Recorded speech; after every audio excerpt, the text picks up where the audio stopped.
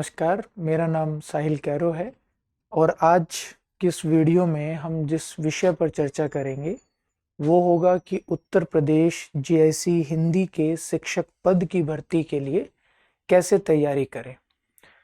तो उत्तर प्रदेश एक बड़ा राज्य है जिसमें सरकार ने शिक्षकों की नियुक्ति के लिए कई सारी संस्थाएं बना रखी हैं और उसमें जो शिक्षा संस्थान हैं उनको भी कई तरह के अलग अलग वर्गों में बांटा जाता है।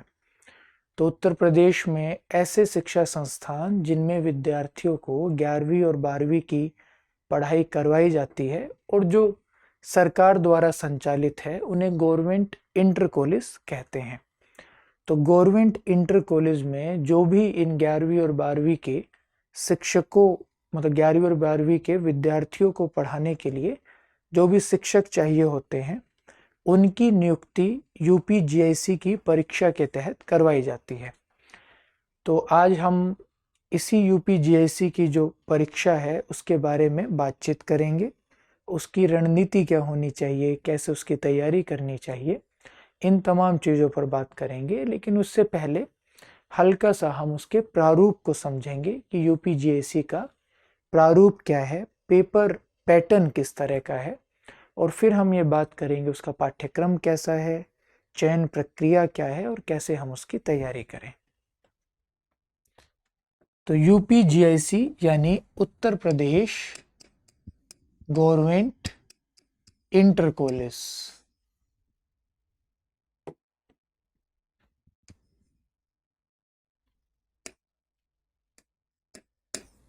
परीक्षा का प्रारूप यानी इस पेपर या एग्जाम का पैटर्न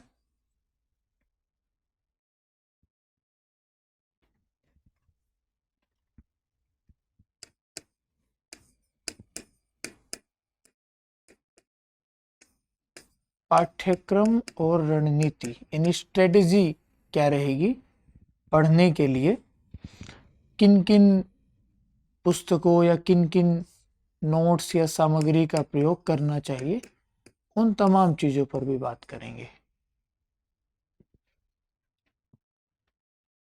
यूपी जीआईसी की जो परीक्षा है वो 2 चरणों में करवाई जाती है। पहले प्री होता है फिर मेंस होता है।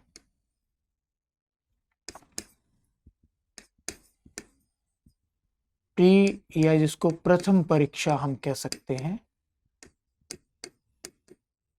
या आरंभिक परीक्षा भी आप इसको कह सकते हैं। तो ये आप लोग जानते ही होंगे कि और भी बहुत सी ऐसी परीक्षाएं हैं जिनमें प्री का पेपर करवाया जाता है। प्री की परीक्षा क्यों करवाई जाती है? क्योंकि अभ्यर्थी बहुत सारे होते हैं और किसी भी संस्था के सामने चुनौती होती है कि वो परीक्षा को कैसे कंडक्ट करवाए, उसे कैसे आयोजित करवाए। तो ज़्यादा सुचारू रूप से परीक्षा को आयोजित करवाया जा सके इसके लिए वो पहले ही सारे अभ्यर्थियों में से उन्हें चुन लेना चाहते हैं जो ज़्यादा दक्ष या ज़्यादा योग्य या जो ज़्यादा सही दावेदार हो। इसके लिए वो शुरुआती स्तर पर एक ऐसे प्रश्न पत्र को रख देते हैं जिसका काम सिर्फ छांटना होता है। छांटना मतलब ऐसे व्यक्ति या ऐसे अभ्यर्थी जो उतने समर्थ या उस परीक्षा के हिसाब से जो उतने अनुकूल नहीं होते वो पहले ही हट जाए, ताकि फिर मेंस की परीक्षा मुख्य परीक्षा में कुछ ही विद्यार्थी बचे और उनके भीतर से फिर अंतिम व्यक्ति चुने जाए। तो ये जरूरी नहीं है कि जो प्री से हट रहे हैं वो योग्य नहीं है, ऐसा कुछ नहीं है। बस उस पेपर के अनुकूल वो उस समय नहीं थे। कई बार समय की समस्या होती है, कई बार पेपर इस तरह का आ जाता है कि हम उसके लिए तैयार नहीं होते, बहुत कुछ हो सकता है। लेकिन हम प्रारूप की बात कर रहे हैं तो हमें थोड़ा सा उस तरीके से चलना पड़ेगा जैसा प्रारूप आयोग बताता है। तो प्रथम परीक्षा ये अपने स्वभाव में सिर्फ क्वालिफाइंग है। क्वालिफाइंग का मतलब आप लोग समझते होंगे, यानी जब मेरिट लिस्ट बनती है, मेधा सूची, तो इसके अंक नहीं जोड़े जाएंगे, इसे सिर्फ पास करना जरूरी है।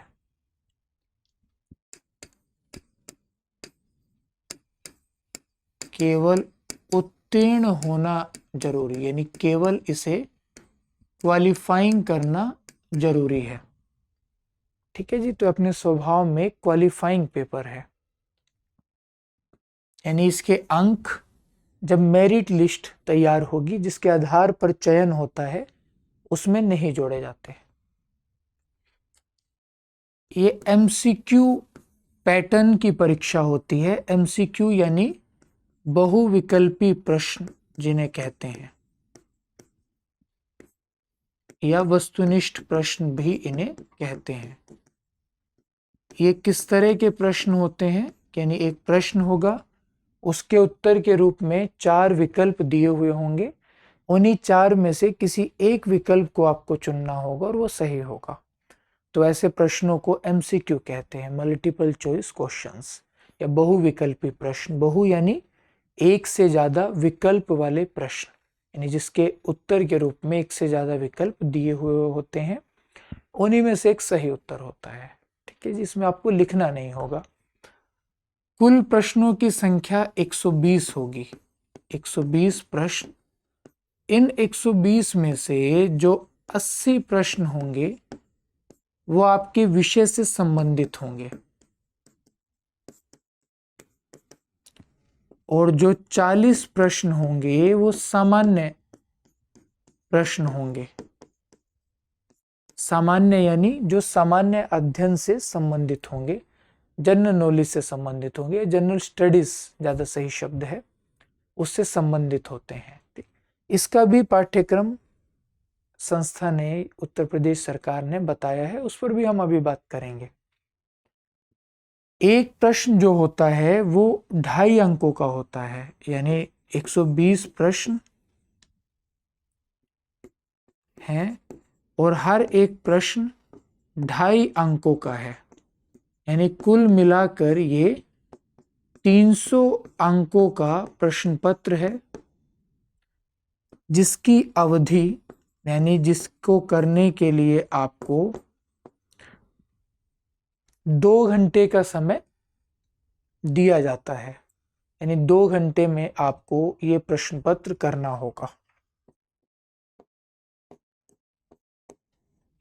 और इसमें नकारात्मक अंकन होता है। नकारात्मक अंकन का मतलब क्या होता है कि अगर आप प्रश्न का गलत उत्तर दे देते हैं तो आपके 0.33% अंक काटे जाएंगे। 0.33 का मतलब क्या है, यानी 1/3, 1/3 अंक आपके काटे जाएंगे। ठीक है जी, एक गलत उत्तर देने के कारण।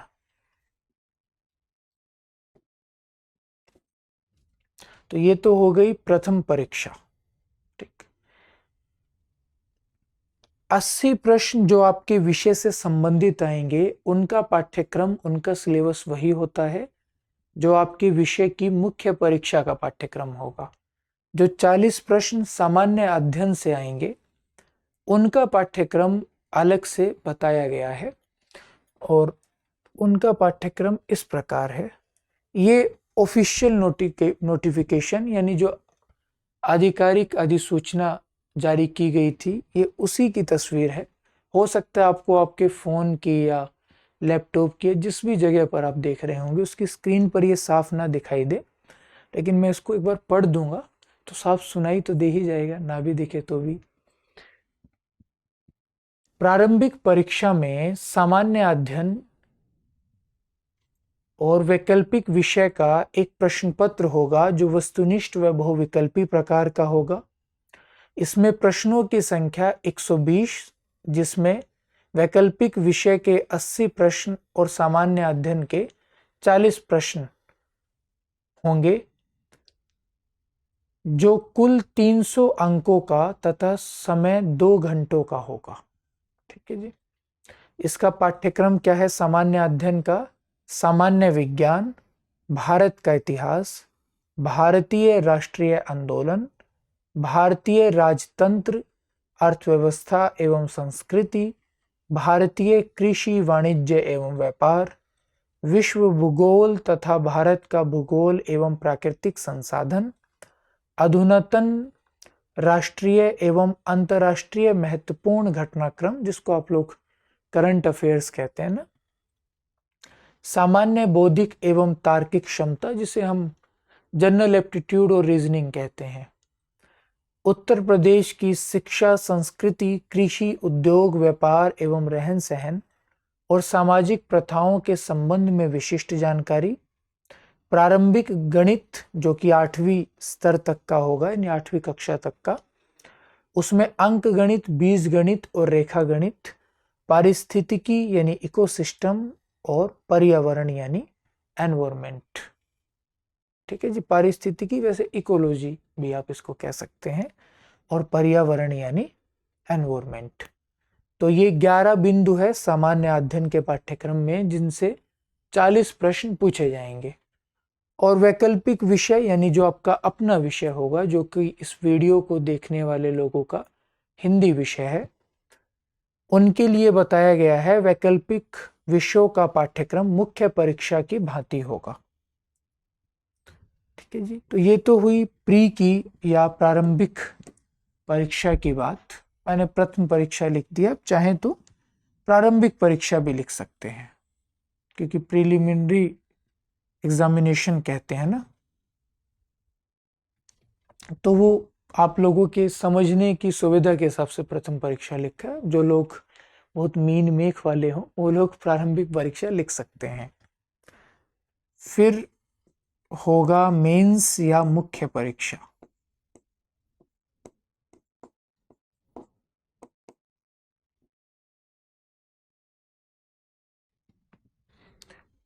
प्रारंभिक परीक्षा में जो भी लोग इस परीक्षा को देंगे, उनमें से ज्यादातर लोगों को छांट दिया जाता है, कुछ ही लोग बचते हैं। इसका कोई एक तय फॉर्मूला नहीं है कि कितने लोगों को मुख्य परीक्षा के लिए बुलाया जाएगा। सामान्यतः हमने जो भी जानकारी इकट्ठी की, जो भी बातचीत उन साथियों से की जो इस परीक्षा को उत्तीर्ण करके अभी नौकरी कर रहे हैं, तो उन्होंने बताया कि अमूमन ये देखा गया है कि जितनी भी वैकेंसीज होती हैं, जितने भी रिक्त पद होते हैं, उनके 15 या 16 गुना अभ्यर्थियों को मुख्य परीक्षा के लिए बुलाया जाता है। यानी इसका मतलब क्या है कि मान लीजिए 100 पदों के लिए आवेदन मंगवाए गए हैं, यानी 100 रिक्त स्थान है, 100 वैकेंसीज है, तो मुख्य परीक्षा के लिए लगभग 1500 या 1600 अभ्यर्थियों को बुलाया जाएगा। यानी प्रारंभिक परीक्षा में जिन 1500 या 1600 लोगों ने सबसे ज्यादा अंक अर्जित किए होंगे, यानी सर्वाधिक अंक अर्जित करने वाले 1500 या 1600 जो अभ्यर्थी होंगे, उन्हें मुख्य परीक्षा के लिए बुलाया जाएगा।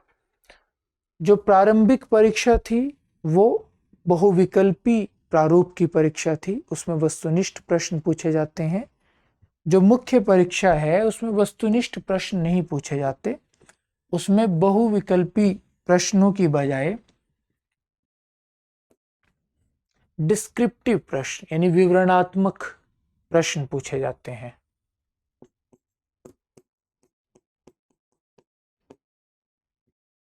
विवरणात्मक प्रश्न किन्हें कहते हैं? जिन्हें सब्जेक्टिव क्वेश्चंस या डिस्क्रिप्टिव क्वेश्चंस कहा जाता है। इसमें क्या होता है, प्रश्न दिया होता है, उसका उत्तर आपको लिखना होता है। आपको विकल्पों में से उत्तर नहीं चुनना होता, बल्कि उसे खुद से लिखना होता है, जैसे हम स्कूल में या कॉलेज में लिखते रहे होते हैं। इसमें 2 प्रश्न पत्र होते हैं, यानी 2 पेपर होंगे आप लोगों के।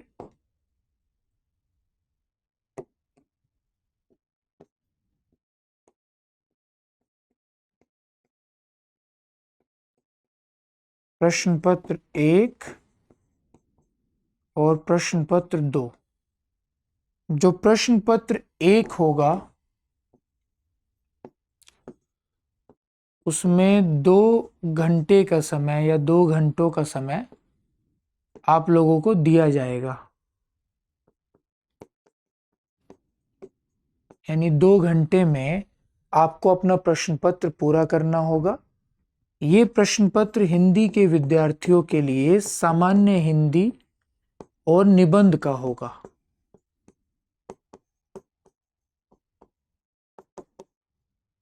पचास अंकों की सामान्य हिंदी और 50 अंकों का निबंध पूछा जाएगा, यानी प्रश्न पत्र कुल 100 अंकों का होगा।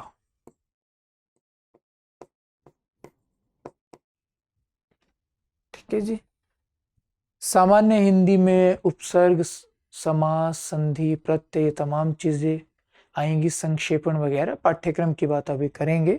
निबंध में 4-5 विकल्प दिए होंगे, वो जो विषय होंगे जो विकल्प के तौर पर आपको दिए जाएंगे, वो विषय किन किन क्षेत्रों से हो सकते हैं ये भी आप लोगों को साफ बताया गया है पाठ्यक्रम में।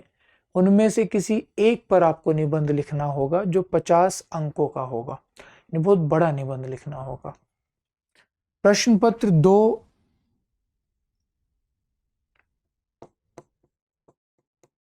हिंदी भाषा और साहित्य से संबंधित है, जिसका भी पाठ्यक्रम दिया गया है उस पर बात करेंगे। ये 3 घंटों का प्रश्न पत्र होगा, यानी 3 घंटे आपको दिए जाएंगे, 3 घंटों का समय मिलेगा। ये कुल 300 अंकों का प्रश्न पत्र होगा और इसमें 25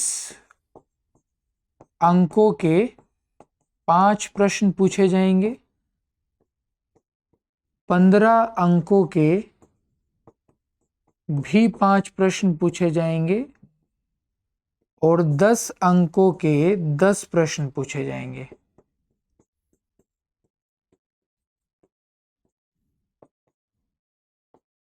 यानी 125, 75 और 100, यानी कुल 300 अंकों का ये प्रश्न पत्र होगा। ठीक है जी। जो मेधा सूची बनेगी, जो मेरिट लिस्ट बनेगी, वो मुख्य परीक्षा के आधार पर बनेगी। मुख्य परीक्षा जो कि 400 अंकों की है के आधार पर ही चयन होगा। इसका मतलब क्या है कि इसमें साक्षात्कार नहीं होता, यानी कोई इंटरव्यू नहीं होता। जो मुख्य परीक्षा, जो मेंस का एग्जाम है, उसी के आधार पर आपको चुना जाता है। प्री का काम क्या है? केवल मेंस के लिए आपको चुनना। फिर मेंस में आपके जो अंक होंगे, प्रश्न पत्र 1 के 100 और प्रश्न पत्र 2 के 300, इन दोनों को मिलाकर जो कुल अंक होंगे, उसके आधार पर आपकी मेरिट लिस्ट या मेधा सूची बनाई जाएगी और उसी के आधार पर आपका चयन होगा। ये तो हो गई इस प्रारूप की बात। अब जिस पर हमें बात करनी है वो है पाठ्यक्रम। पाठ्यक्रम क्या है यूपीजीआईसी का? तो पाठ्यक्रम के लिए हम ऑफिशियल नोटिफिकेशन को ही देखेंगे, क्योंकि मेरा जो अनुभव रहा है वो ये रहा है कि अक्सर विद्यार्थियों में ना बहुत ज़्यादा अविश्वास की स्थिति रहती है। उसका कारण विद्यार्थियों का मन या दिमाग नहीं है, उनके सोचने का तरीका नहीं है। उसका कारण बहुत से लोगों द्वारा उन्हें लगातार भ्रमित किए जाते रहना है। मतलब कोई भी वीडियो बनाता है उसमें कुछ भी बता देता है। देखिए, गलती किसी से भी हो सकती है, हमसे भी हो सकती है, लेकिन अमूमन मेरा अनुभव ये रहा कि YouTube पर बहुत सी अप्रामाणिक जानकारियां भी दी जाती हैं। तो ज़्यादा बेहतर है कि जो आधिकारिक अधिसूचनाएं होती हैं, जो ऑफिशियल नोटिफिकेशंस होती हैं, उनको दिखाकर ही बात की जाए, ताकि बात कहने वाले से गलती होने की संभावनाएं भी कम हो जाएं और जो बात सुन रहे हों उन्हें भी प्रामाणिक जानकारी मिल सके। तो हम जो ऑफिशियल नोटिफिकेशन है उसी से पाठ्यक्रम के बारे में बात करेंगे।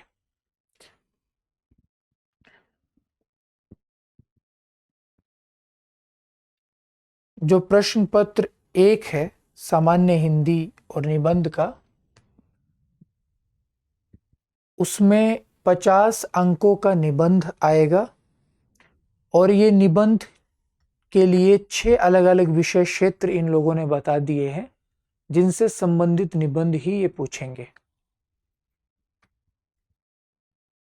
और ये आपसे उम्मीद कर रहे हैं कि आप 1000 शब्दों में इस निबंध को लिखें। वो 6 विषय क्षेत्र क्या क्या हैं? पहला, साहित्य और संस्कृति, यानी साहित्य या संस्कृति से संबंधित निबंध आपसे पूछ सकते हैं। दूसरा, राष्ट्रीय विकास योजनाएं और उनका क्रियान्वयन, क्रियान्वयन यानी उनका एग्जीक्यूशन, उनको लागू किस स्तर तक किया गया। तीसरा, राष्ट्रीय अंतर्राष्ट्रीय सामयिक सामाजिक समस्याएं और निदान, यानी जो नेशनल इंटरनेशनल सामाजिक समस्याएं हैं, सोशल प्रॉब्लम्स हैं, उनके बारे में और उनके निदान, उनको ठीक करने के लिए, उनके समाधान के लिए क्या क्या प्रयास किए गए। चौथा, विज्ञान तथा पर्यावरण, साइंस एंड एनवायरनमेंट, यानी जो भी साइंस है और जो भी पर्यावरण है उससे संबंधित कोई भी विषय हो सकता है। पांचवा, प्राकृतिक आपदाएं और उनके निवारण, जिन्हें सामान्यतः हम डिजास्टर मैनेजमेंट, आपदा प्रबंधन कह देते हैं, वो। छठा, कृषि उद्योग एवं व्यापार, एग्रीकल्चर इंडस्ट्री एंड व्यापार, ट्रेड जिसको हम कह सकते हैं।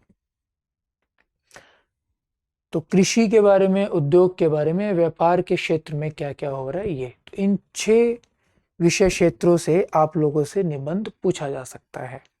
जहां तक बात सामान्य हिंदी की है तो उसमें एक तो अपठित गद्यांश का संक्षेपण करने के लिए आपको कहा जा सकता है। संक्षेपण क्या होता है? संक्षेप यानी छोटा, संक्षेपण यानी छोटा करने की प्रक्रिया, प्रोसेस। यानी आपको ज्यादा पंक्तियों में कोई बात कह दी जाती है, उसे आपको कम शब्दों में, कम पंक्तियों में लिखना होता है। और उसमें प्रयास ये होता है कि मूल भाव सारा बचा रहे, उसमें जो भी महत्वपूर्ण कहा गया था वो आप लिख दें और कम शब्दों में लिख दें। इसे संक्षेपण कहते हैं। फिर अपठित गद्यांश का संक्षेपण आपसे पूछा जा सकता है। अपठित गद्यांश से संबंधित प्रश्न पूछे जा सकते हैं। फिर कुछ रेखांकित अंश, उसी गद्यांश में किसी हिस्से को रेखांकित कर देंगे और उसका पल्लवन यानी उसकी व्याख्या करने को आपको कहा जाएगा। और उस गद्यांश का शीर्षक आपसे पूछा जा सकता है।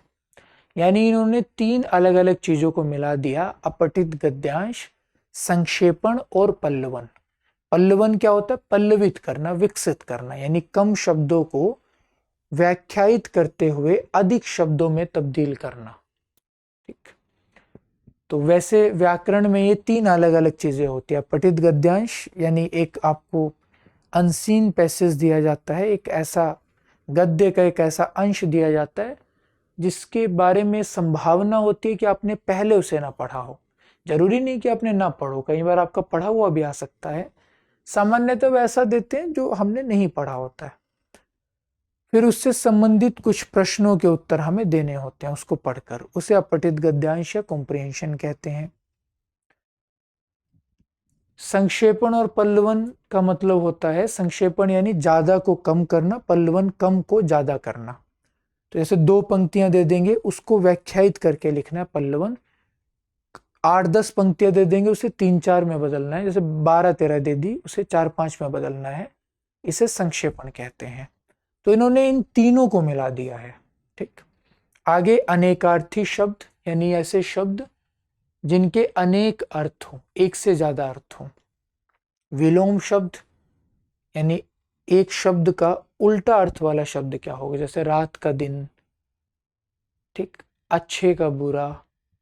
पर्यायवाची यानी वही अर्थ देने वाले शब्द, जैसे पानी, नीर, जल। तत्सम और तद्भव और क्षेत्रीय और विदेशी, जिसे हम शब्द भंडार या शब्दों के प्रकार कहते हैं। वर्तनी यानी स्पेलिंग। अर्थबोध, शब्द रूप यानी शब्दों के अलग अलग जो रूप होते हैं। शब्द रूप में जहां तक मेरा अनुमान है शायद इनका मतलब इन्होंने एकदम साफ नहीं किया शब्द रूप का मतलब क्या है। इनका मतलब शायद व्याकरणिक पदों से होगा, संज्ञा, सर्वनाम, विशेषण, क्रिया और अव्यय।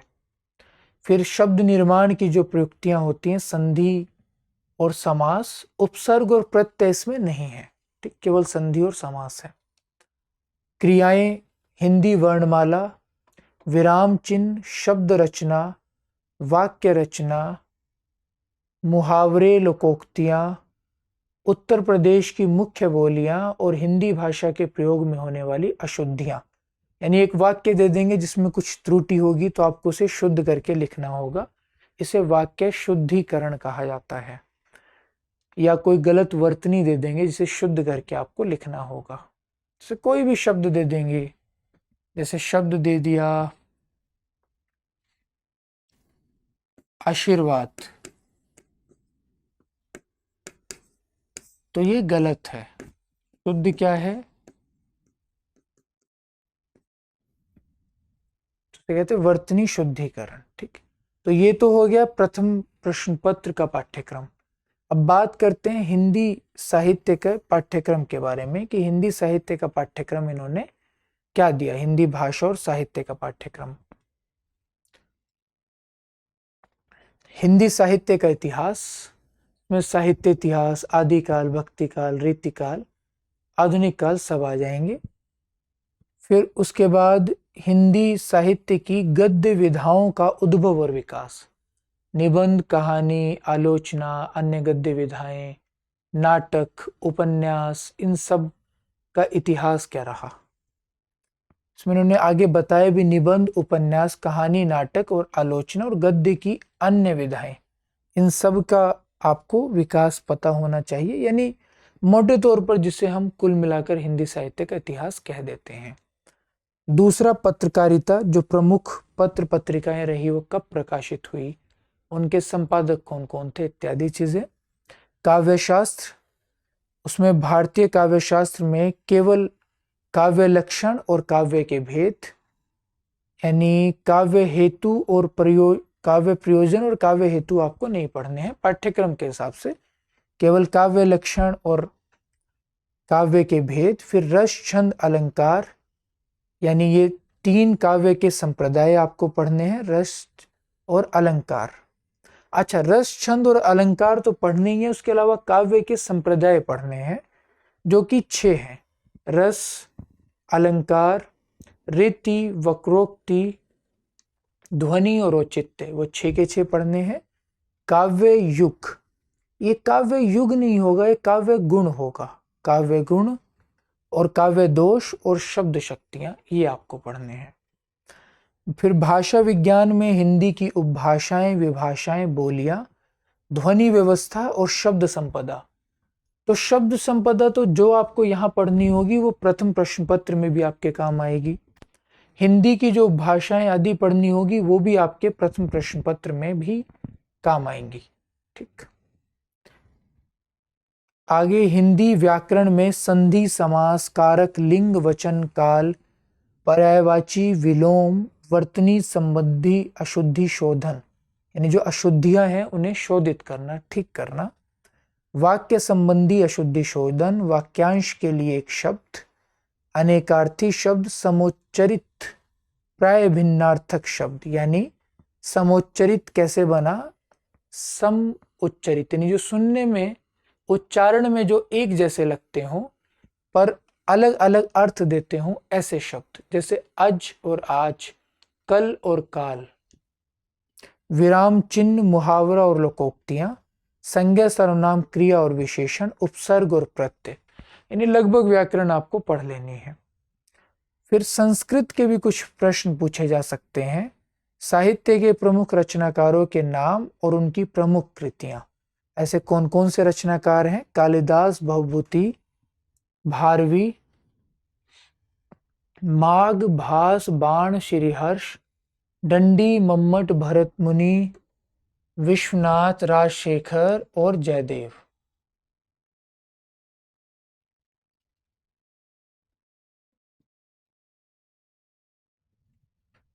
फिर संस्कृत के व्याकरण में आपको संधि पढ़नी है, समास, उपसर्ग, प्रत्यय पढ़ने हैं, विभक्ति चिन्ह पढ़ने हैं, शब्द रूप पढ़ने हैं, धातु रूप पढ़ने हैं, काल पढ़ने हैं और हिंदी वाक्यों का संस्कृत अनुवाद आपको आना चाहिए।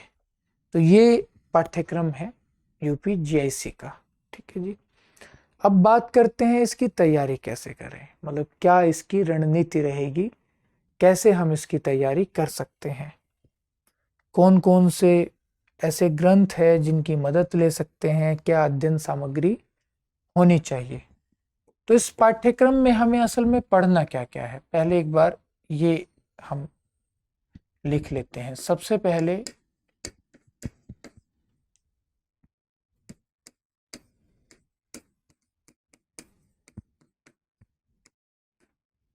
हिंदी साहित्य का इतिहास और गद्य विधाएं।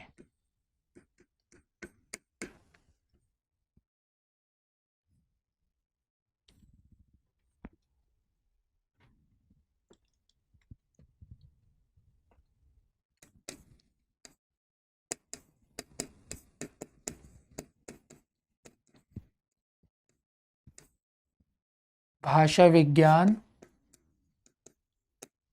व्याकरण,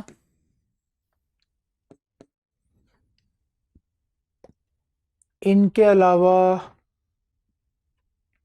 काव्यशास्त्र। काव्यशास्त्र में भी केवल भारतीय काव्यशास्त्र आप लोगों को पढ़ना है, पाश्चात्य काव्यशास्त्र आपके पाठ्यक्रम में नहीं है। और संस्कृत।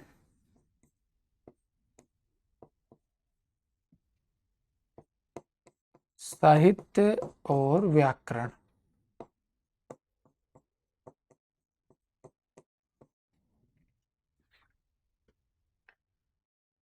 ठीक है जी, ये चीजें आपको पढ़नी है। अब इन तमाम हिस्सों पर, यानी इन तमाम हिस्सों को जोड़कर दृष्टि प्रकाशन की एक पुस्तक आती है यूपी टीजीटी पीजीटी जीआईसी के नाम से, जो कि तीनों ही परीक्षाओं को ध्यान में रखकर बनाई गई है। और एक किताब जल्द ही सामान्य हिंदी की भी आने वाली है, जिसमें पूरी व्याकरण को ध्यान में रखकर काम किया गया है। क्योंकि किसी भी परीक्षा की तैयारी के लिए हम दो प्रकार की अध्ययन सामग्री का प्रयोग कर सकते हैं। जो हमारे पास मुद्रित अध्ययन सामग्री होती है, प्रिंटेड मटेरियल। एक होता है कि हम कोई हेल्प बुक खरीद लेते हैं। हेल्प बुक यानी कोई सहायक पुस्तक, जिसमें एक ही किताब में उससे संबंधित सारी जानकारी हमें, या ज़्यादातर जानकारी हमें मिल जाती है। और ऐसे बहुत से प्रकाशक हैं जिनकी ऐसी किताबें आती हैं। दृष्टि की भी ज़्यादातर किताबें ऐसी ही हैं जो परीक्षा केंद्रित किताबें होती हैं। तो जिनकी मैं बात कर रहा था वो दोनों भी हेल्प बुक की श्रेणी उसी वर्ग में आएंगी, क्योंकि वो परीक्षा केंद्रित पुस्तकें हैं। ठीक है जी। तो उसका फायदा ये होता है, या ये सहजता विद्यार्थियों को हो जाती है कि सारी सामग्री, महत्वपूर्ण सामग्री एक ही जगह पर मिल जाती है। वहीं गत वर्षों में पूछे गए प्रश्न भी मिल जाते हैं, उनके उत्तर भी मिल जाते हैं। तो वो एक समग्र समाधान की तरह हो जाती है वो पुस्तक। तो इस पाठ्यक्रम से स्पष्ट है कि एक तो आप वैसी कोई भी एक किताब ले सकते हैं। और देखिए एक बात समझिए, समस्या ना कभी भी अध्ययन सामग्री की उतनी नहीं होती जितनी उसको समझने और याद रखने की होती है। हमारा सारा ध्यान ना ज़्यादा से ज़्यादा कंटेंट इकट्ठा करने पर होता है, ज़्यादा से ज़्यादा अध्ययन सामग्री, स्टडी मटेरियल इकट्ठा करने पर होता है। जबकि मूल समस्या ये नहीं है कि आपकी लाइब्रेरी में, आपके कमरे में या आपके पढ़ाई के मेज पर ज़्यादा से ज़्यादा किताबें हों या कितनी किताबें रखी हैं, इससे आपकी परीक्षा उत्तीर्ण नहीं होने वाली है। परीक्षा उत्तीर्ण होगी इससे कि कितना आपके दिमाग में है, यानी कितना आपको याद है या कितना आप लिख पा रहे हैं। तो इसके लिए ज़रूरी है कि आप भले ही कम पढ़ें लेकिन बढ़िया से पढ़ें, अच्छे से पढ़ें और रिवाइज जरूर करें, कई बार पढ़ें, उससे आपको मदद मिलेगी। ठीक। अब इसमें एक चीज आपको समझना एक चीज़ आपको समझनी है, एक बात को समझना पड़ेगा कि यूपी टीजीटी पीजीटी की या यूपी में असिस्टेंट प्रोफेसर की या अन्य राज्यों में भी जो टीजीटी पीजीटी असिस्टेंट प्रोफेसर की परीक्षाएं होती हैं, यूपी जीआईसी की परीक्षा अमूमन उनसे बहुत अलग है। और अलग क्यों है? क्योंकि चाहे नेट जेआरएफ की परीक्षा हो, चाहे सीटेट की परीक्षा हो, चाहे अलग अलग राज्यों के अपने अलग अलग टेट की परीक्षाएं हो, चाहे टीजीटी पीजीटी असिस्टेंट प्रोफेसर की परीक्षाएं हो, अमूमन ये सारी परीक्षाएं आजकल बहुविकल्पी प्रश्नों वाले प्रारूप में ही होती हैं। जीआईसी की परीक्षा ऐसी परीक्षा है जो डिस्क्रिप्टिव पैटर्न पर, विवरणात्मक प्रारूप पर होती है। यानी यहां आपसे जो का भाषा विज्ञान का प्रश्न पूछा जाएगा वो ये नहीं होगा कि आप उस प्रश्न का उत्तर विकल्प में दे, उसको आपको लिखना पड़ेगा। तो जिन भी स्रोतों का आप इस्तेमाल करेंगे वो स्रोत ऐसे होने चाहिए जिनमें प्रश्नों के उत्तर लिखे हुए हों। तो भाषा विज्ञान के लिए सबसे प्रामाणिक पुस्तक मानी जाती है, भाषा विज्ञान ही उस पुस्तक का नाम है, और उस पुस्तक के लेखक है भोलानाथ तिवारी। आपको ये पुस्तक सारी नहीं पढ़नी है, आपको केवल क्या क्या पढ़ना है आपके पाठ्यक्रम में एकदम स्पष्ट है।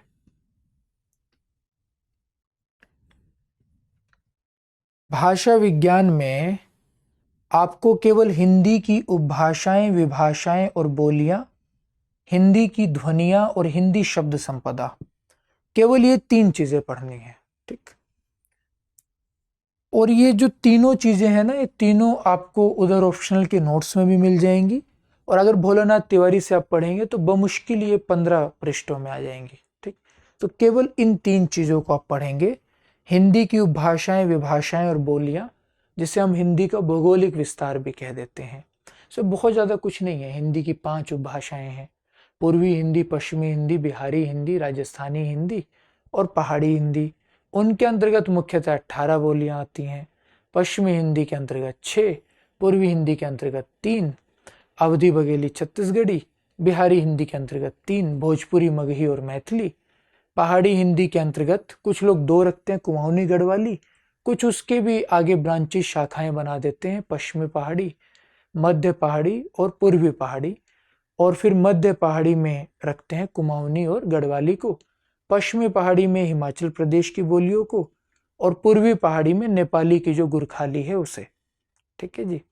राजस्थानी हिंदी की 4 बोलियां मुख्यतः मानी जाती हैं, मेवाती, मारवाड़ी, मालवी और जयपुरी। जयपुरी, मालवी, मारवाड़ी और मेवाती, ठीक। बची पश्चिमी हिंदी, उसकी 6 बोलियां, ब्रज, कन्नौजी, बुंदेली, हरियाणवी, खड़ी बोली और दक्षिणी। बस इनके बारे में आपको थोड़ा थोड़ा पढ़ लेना है ताकि लिखने के लिए आ जाए तो आप लिख लें। एक मुकम्मल उत्तर, आपको हर प्रश्न का उत्तर 25 अंकों के हिसाब से तैयार करना है, और 25 अंकों में ये आपसे उम्मीद कर रहे हैं कि ये आपसे 250 शब्द आप लिखें। शब्द सीमा 250 है, तो 250 शब्द वैसे तो एक ही पृष्ठ हो जाता है, लेकिन आप 2-3 पृष्ठ के हिसाब से अपनी तैयारी रखिएगा। बस इतना सा आपको तैयार करना है, बहुत कोई मुश्किल इसमें नहीं है। विभाषा किसे कहते हैं? ऐसी बोली जो बोली से ऊंचा दर्जा प्राप्त कर लेती है लेकिन भाषा नहीं बन पाती। जैसे 3 है, खड़ी बोली, हालांकि खड़ी बोली तो भाषा बन गई तो उसे हटा दीजिए, अवधी और ब्रज, और आजकल आप मैथिली को मान सकते हैं। ब्रज, मैथिली और अवधी, इन तीनों की और खड़ी बोली, इन चारों बोलियों के बारे में थोड़ा विस्तार से पढ़ लीजिएगा, ताकि अगर बड़ा प्रश्न केवल इन पर आ जाए तो आप कर सके, ठीक। तो उसके लिए भोलानाथ तिवारी से बेहतर किताब रहेगी हिंदी भाषा हरदेव बारी की, ठीक। फिर हिंदी शब्द संपदा में हिंदी के जो शब्द हैं उनके क्या क्या प्रकार हैं, तत्सम, तद्भव, देशज, आगत, वो। तो इस पाठ्यक्रम के हिसाब से मुझे माफ कीजिएगा, मैंने ये पुस्तक आप लोगों को बोल दी, ये पुस्तक आप लोगों के काम की नहीं है। अगर भोलानाथ तिवारी की ही पुस्तक देखनी है तो वो है हिंदी भाषा, लेकिन वो भी थोड़ी ज़्यादा जटिल पुस्तक हो जाएगी। हरदेव बहारी की पुस्तक आती है हिंदी भाषा, वो आप लोगों के लिए पर्याप्त है। उसमें भी केवल ये हिस्से आप लोगों को देखने हैं। भोलानाथ तिवारी तक जाने की आपको आवश्यकता ही नहीं है, क्योंकि बहुत सामान्य से टॉपिक आप लोगों के लगाए गए हैं, बहुत आसान से टॉपिक है। तो हिंदी भाषा हरदेव बहारी की पुस्तक आप देख सकते हैं। ठीक, पुस्तक के नाम में थोड़ा बहुत ऊपर नीचे कुछ हो सकता है, हालांकि जितना मुझे ध्यान आ रहा है हिंदी भाषा ही है। ठीक है जी, 2-3 किताबें उनकी आती है, उसमें से जो हिंदी भाषा वाली होगी वो आपको लेनी है। ठीक, फिर व्याकरण, व्याकरण का ठीक ठाक पाठ्यक्रम आप लोगों के इसमें लगाया गया है। तो एक तो जो व्याकरण की गीता है, मतलब सबसे प्रमुख आधार ग्रंथ है, वो है हिंदी व्याकरण कामता प्रसाद गुरु का। लेकिन वो थोड़ा सा जटिल लगेगा आप लोगों को, तो उससे बेहतर है आप लोग वासुदेव नंदन प्रसाद का ग्रंथ एक पुस्तक आती है,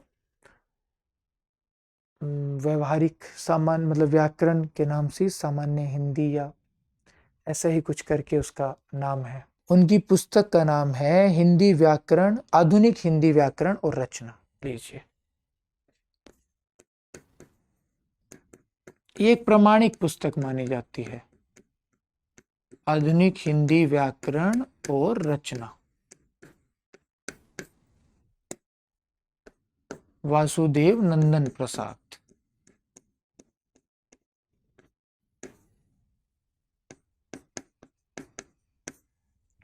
ठीक है जी। इसके अलावा एक पुस्तक और है डॉक्टर राघव प्रकाश की,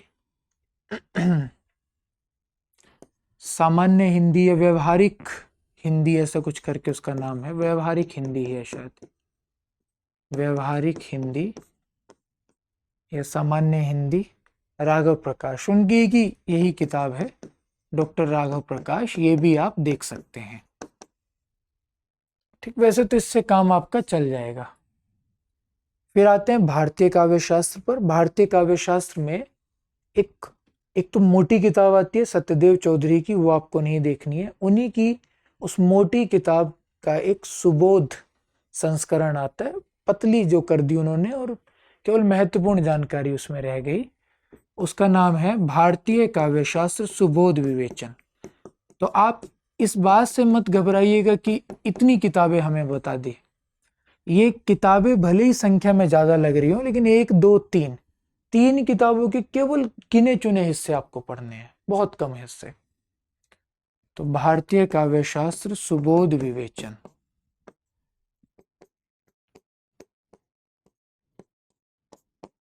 डॉक्टर सत्यदेव चौधरी। तो ये, और एक और पुस्तक है काव्य के तत्व, ये है देवेंद्र नाथ शर्मा की।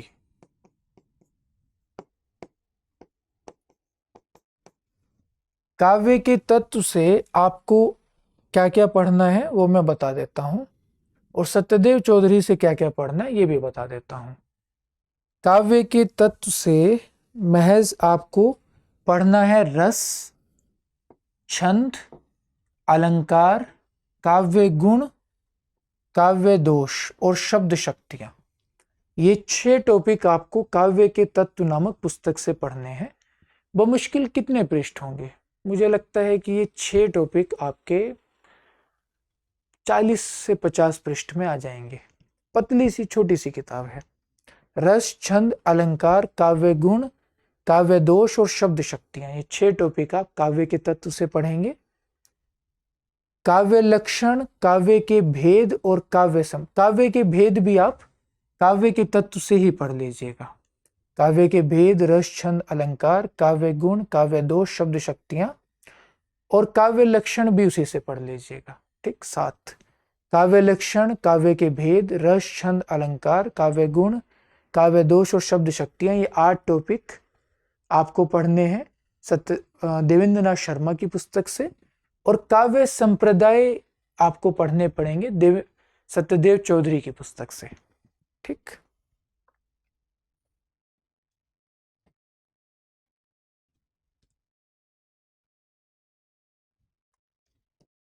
ठीक है जी।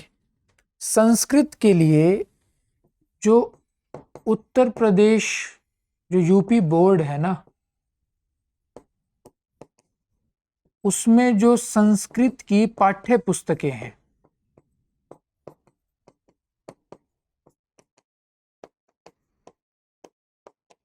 उनमें जहां भी आपको पाठ्यक्रम में आए हुए टॉपिक्स के बारे में जानकारी मिलती है, उतना आप पढ़ लेंगे पर्याप्त है। अलग से आपको कोई ग्रंथ पढ़ने की जरूरत नहीं है। ठीक है जी। अब बचा ये हिंदी साहित्य का इतिहास और गद्य विधाएं। ठीक, इसके लिए 2-3 किताबें हैं जो आप पढ़ सकते हैं। उसमें से मैं जो आप लोगों को सुझाऊंगा, वो सबसे सरल किताब जो आप लोगों के लिए रहेगी, वो रहेगी हिंदी साहित्य का इतिहास।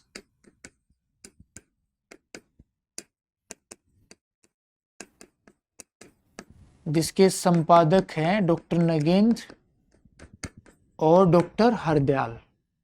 ठीक, ये सबसे सरल पुस्तक जो आप लोगों के लिए रहेगी, लेकिन बहुत मोटी पुस्तक है, तो ये चुनना बहुत जरूरी होगा कि उसमें से क्या क्या पढ़ें। तो उसके लिए आप क्या करेंगे, जो गत वर्षों के प्रश्न पत्र है ना, उन्हें ढूंढेंगे, वो मिल जाते हैं नेट पर। उनमें जो जो प्रश्न पूछे गए हैं, केवल उन प्रश्नों को पढ़कर, जैसे आप पहले सबसे पहले साहित्य इतिहास उसमें दिया हुआ है, तो साहित्य इतिहास के जो प्रश्न उसमें पूछे गए उन्हें पढ़िए, फिर उस किताब से उन टॉपिक्स को पढ़ लीजिए। बहुत आसान भाषा में लिखी गई पुस्तक है। फिर आदिकाल के प्रश्न देखिए क्या क्या पूछे गए हैं, फिर आदिकाल के बारे में उस पुस्तक में वहाँ जो जो जानकारी उन प्रश्नों के हिसाब से जरूरी है उसे पढ़ लीजिए। तो बहुत आसान सी भाषा में लिखी गई पुस्तक है और बहुत मतलब विद्यार्थी उपयोगी ढंग से उसमें जानकारियां दी गई हैं। ऐसा लगता है जैसे नोट्स बना दिए गए हों आपके लिए। ठीक, बाकी मैं सुझाव दूंगा, भाषा विज्ञान के लिए हरदेव बहारी की पुस्तक देख लीजिए, व्याकरण के लिए वासुदेव नंदन प्रसाद की, भारतीय काव्यशास्त्र के लिए दोनों, इनमें से क्या क्या पढ़ना है मैंने आपको बता ही दिया है, और संस्कृत के लिए यूपी बोर्ड की। तो मुझे लगता है इतना पर्याप्त है। और एक चीज जरूर करनी है आपको, वो है आंसर राइटिंग प्रैक्टिस, क्योंकि यहाँ पर हम लोग चूक जाते हैं। जरूर ही जरूर आप लोगों को लगातार आंसर राइटिंग की प्रैक्टिस करते रहना है। ठीक है जी। आंसर राइटिंग की प्रैक्टिस का मतलब क्या है कि प्रश्नों के उत्तर लिखकर देखने हैं। ठीक, 1 मिनट बस मुझे दीजिएगा। मुझे हरदेव बहारी की पुस्तक का सही सही नाम एक बार देखना है ताकि आप लोगों को बता दूं। ये हिंदी उद्भव विकास और रूप। ठीक है जी, ये पुस्तक आप पढ़ेंगे, हिंदी उद्भव विकास और रूप। ठीक है,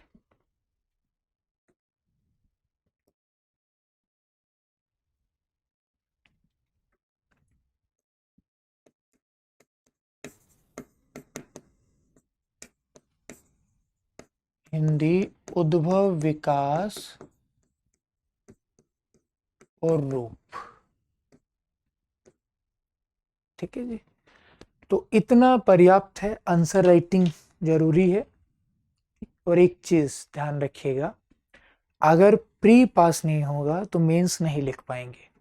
तो सारी तैयारी केवल मेंस की ही नहीं करनी है, प्री पर भी ध्यान देना है। आप लोगों की जो भी प्रतिक्रिया इस वीडियो को लेकर हो, वो आप कमेंट सेक्शन में एकदम स्वतंत्र रूप से रख सकते हैं। कोई प्रश्न हो, जिज्ञासा हो, वो भी पूछ सकते हैं। मुझसे कुछ कहना चाहते हो कि ये नहीं आपको ऐसे बताना था, या आपको लेकर ये नाराजगी का भाव है, वो भी आप बता सकते हैं। आप सभी को आपकी इस परीक्षा जब भी ये होगी उसकी शुभकामनाएं। पढ़ते रहिए, स्वस्थ रहिए, मस्त रहिए। धन्यवाद।